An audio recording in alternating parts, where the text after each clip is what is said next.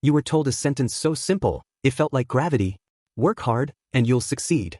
It's written in school textbooks, chanted in commencement speeches, whispered by grandparents over Sunday dinner. It's in the opening line of Rocky, the closing frame of Forrest Gump, the silent promise behind every "Made in USA" label. And for decades, it was true enough to feel sacred. But here's what no one told you. That sentence stopped being a law of nature and became a loyalty test. And if you're still passing that test, still grinding, still optimizing, still believing, and still not arriving, then it's not your discipline that's broken. It's the grammar of the sentence itself. Today, we rewrite it. Not with cynicism, with clarity, with the weight of history, data, and the quiet exhaustion of millions who've earned the right to ask. What if the ladder was never meant for us to climb? Let's go back, not to theory, but to texture. To the America your grandfather knew. In 1953, a high school graduate with a union job at Ford could buy a 3-bedroom house in Detroit on 22% of his annual income. He got health insurance through his job.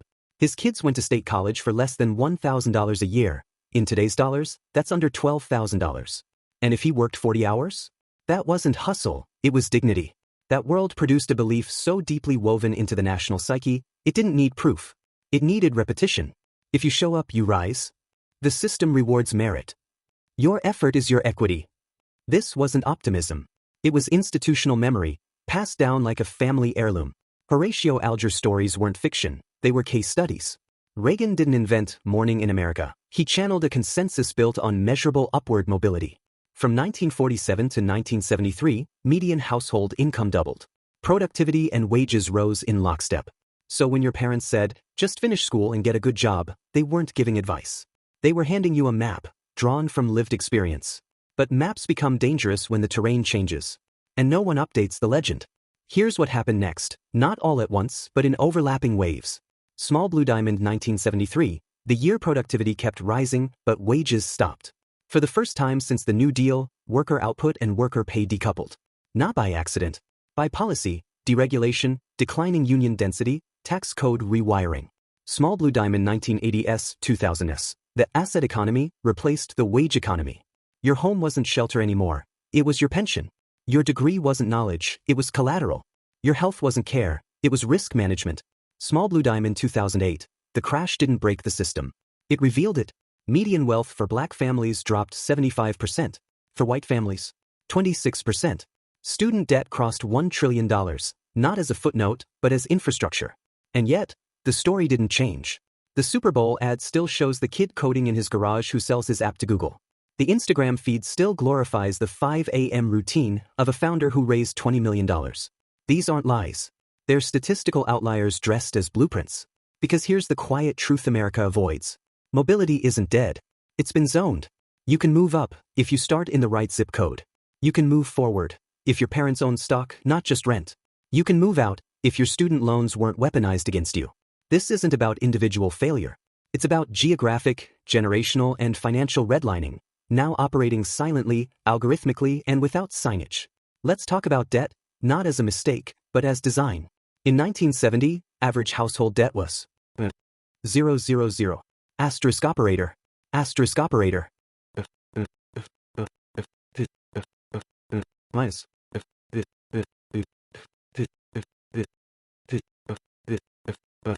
Asterisk operator. Asterisk operator. 9000 asterisk operator, inflation minus adjusted. Today, asterisk operator 173000. And it's not credit cards alone. It's layered. Small Orange Diamond human capital debt, 37,000 average student loan balance, now the largest source of non-housing debt in America.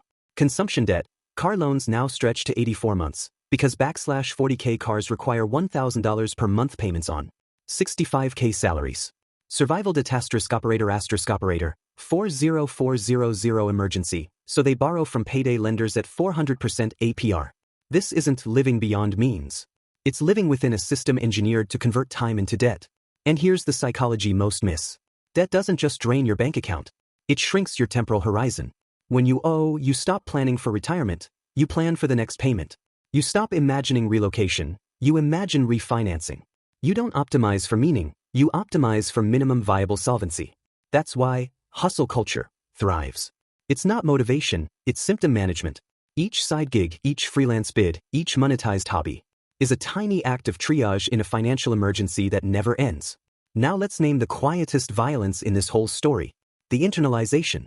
When the ladder slips, the first thing you check isn't the rungs. It's your grip. That reflex isn't weakness. It's cultural training. America has spent 200 years building a moral architecture where white heavy checkmark success equals virtue. White heavy checkmark struggle equals character building. White heavy checkmark failure equals private failing. Benjamin Franklin wrote Poor Richard's Almanac, but its modern descendant is the 10x CEO podcast telling you your burnout is just pre-success fatigue. We've turned Calvinist theology into HR policy. If you're not promoted, maybe you lack grit. If you can't afford daycare, maybe you're not prioritizing.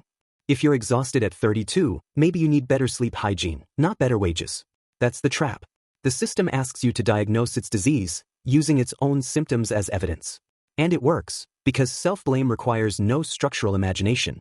It's cognitively cheaper, emotionally safer, socially sanctioned. So you pivot inward, while the forces shaping your life accelerate outward. That's where despair grows. Not from laziness. From diagnostic captivity. Let's be clear. Hard work is necessary, but it is no longer sufficient. What moves the needle now isn't effort alone. It's effort multiplied by position.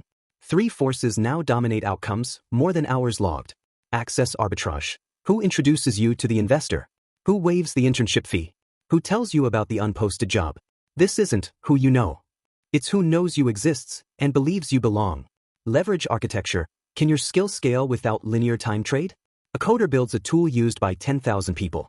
A teacher impacts 150 kids a year, unless they write a curriculum adopted nationwide. Leverage isn't going viral.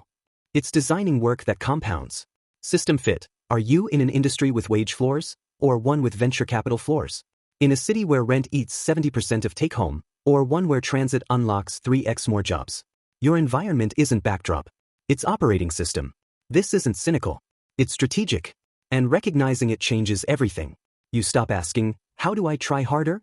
And start asking, where am I positioned, and can I reposition? What can I build once that serves many? What system rewards my strengths, not just my stamina? Success isn't earned despite the system. It's unlocked by navigating it, intentionally. So let's say it plainly, so it settles in your bones. You are not behind. You are misaligned. The engine hasn't failed. You're just running it on a map drawn for a different country. That realization isn't defeat. It's diagnostic liberation. Because once you stop measuring yourself against a broken standard, you reclaim 2 things no system can automate. Small orange diamond your attention, to notice where leverage lives. Small orange diamond your allegiance, to build, not just comply. This isn't about opting out. It's about opting into clarity. And clarity has consequences. You stop romanticizing hustle and start auditing return on attention. You stop waiting for permission and start prototyping small exits, a skill stack, a side asset, a geographic experiment. You stop whispering, I'm not enough, and start asking, what rules am I obeying that no longer serve me? That's not rebellion. That's recalibration. As American as Jefferson editing the Declaration, not to reject the dream, but to rewrite its terms. The old dream promised, work hard, rise. The new dream says, see clearly, choose wisely, build deliberately. It's quieter, less cinematic, more durable. It doesn't require you to be exceptional. Just awake. Not relentless. Just resourceful.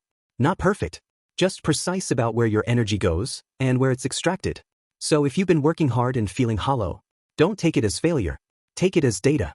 The most patriotic act you can make right now isn't to double down on a broken formula. It's to look at the system, name its shifts, honor its history, and then, with sober eyes and steady hands, begin building something new. Not from scratch, but from truth.